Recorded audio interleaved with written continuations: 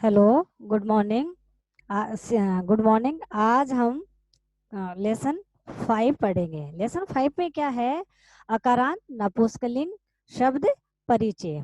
पिछले अध्याय में अपन पढ़ चुके हैं कि अकारांत पुल्लिंग शब्द परिचय, अकारांत स्त्रीलिंग शब्द परिचय, और आज हम पढ़ेंगे नपुंसकलिंग शब्द परिचय। नपुंसकलिंग शब्द परिचय क्या होता है? जो शब्द पुरुष या स्त्री जाति से भिन्न वस्तुओं या व्यक्तियों का ज्ञान कराते हैं उन्हें नपुंसकलिंग शब्द कहते हैं। यानी जो शब्द न तो स्त्रीलिंग है और न ही पुल्लिंग है, वो कोई अन्य वस्तु या कुछ और हो सकता है, वो क्या है? नपुंसकलिंग में गिने जाते हैं। ये शब्द भी स्वरों के आधार पर विभाजित होते हैं। यहाँ पर हम केवल अकारांत शब्दों की ही चर्चा करेंगे। क्या है कि ये भी स्वरों के आधार पर इनके भी प्रकार है। ये भी कोई और टाइप्स में है। कितने भी इनके प्रकार है, अकारांत, उकारांत, लेकिन इकारांत। लेकिन यहाँ क्या है, अपन सिर्फ अभी इस अध्याय में क्या पढ़ेंगे? अकारांत को ही पढ़ेंगे। अकारांत शब्दों की ही चर्चा करेंगे। कुछ अकारांत नपुंसकलिंग शब्द इस प्रकार है, जैसे कमल, फल, पत्र, नेत्र। ठीक है।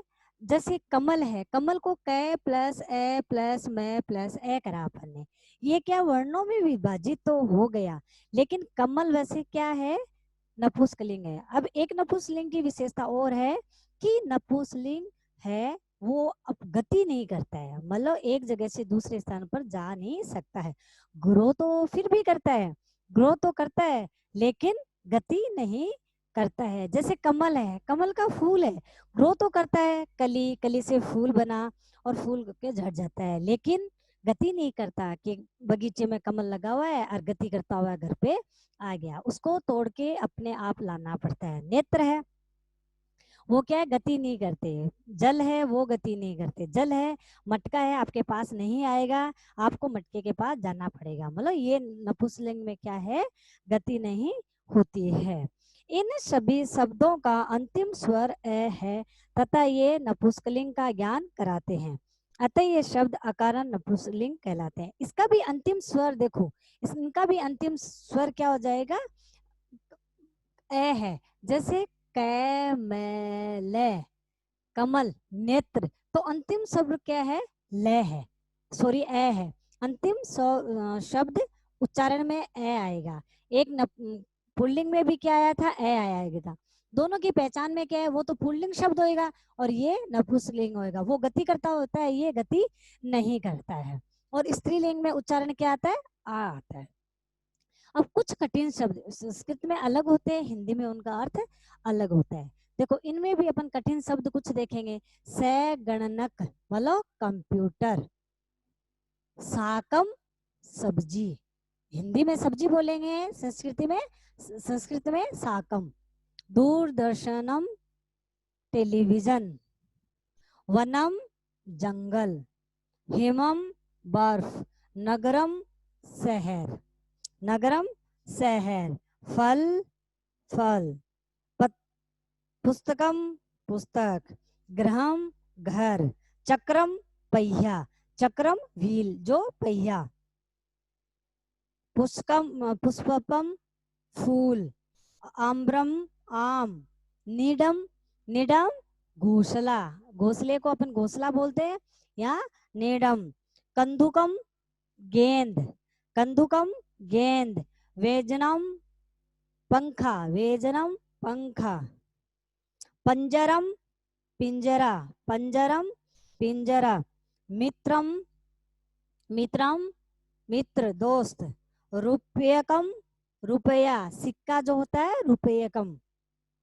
उद्यानम बगीचा, बाग, उद्यानम बाग, नवीनतम नया, नवनीतम मक्खन, नवनीतम मक्खन, सूत्रम धागा, सूत्रम धागा, हिंदी में क्या बोला? धागा। संस्कृत में क्या बोलते हैं? सूत्रम। स्यूतम थैला, देखो स्यूतम थैला है, स्यूतम और सूत्रम।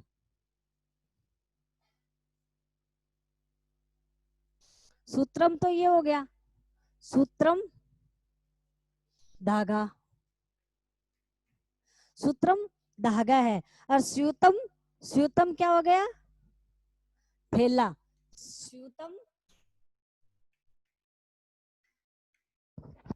थैला, कैरी बैग जिसको बोलते हैं अपन, थैला अपना स्यूतम।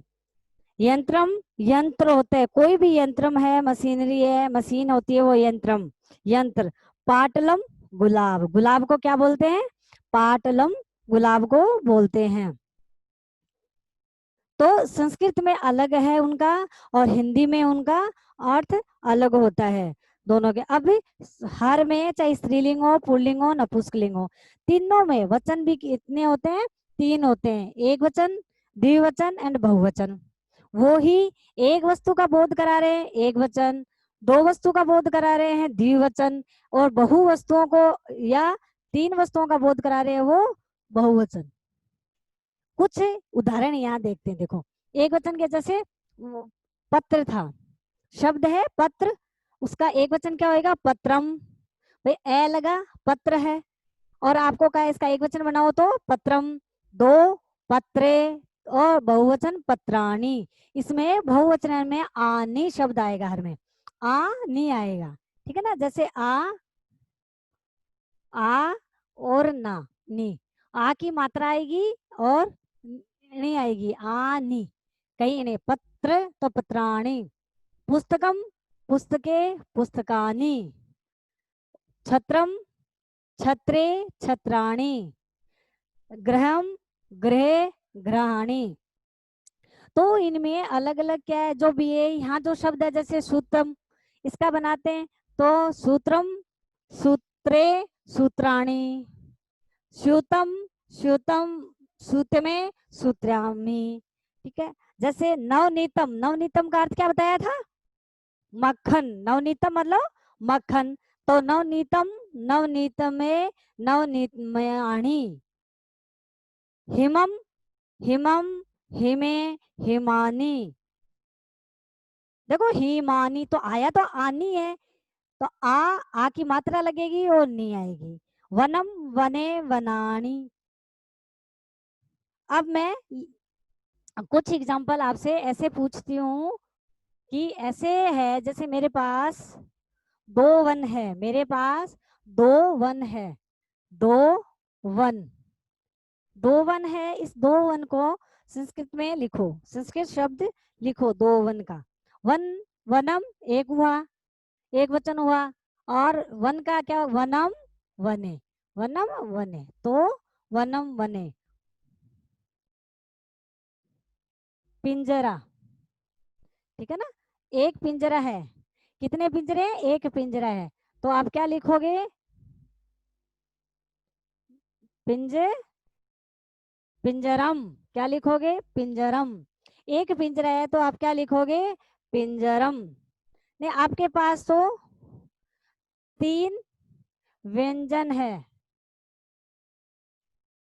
3 क्या आपके पास? व्यंजनम है, व्यंजनम है, 3 है, क्या हो गया ये? बहुवचन, तो इसका क्या हो जाएगा? व्यंजनानी। क्या हुआ? व्यंजनानी।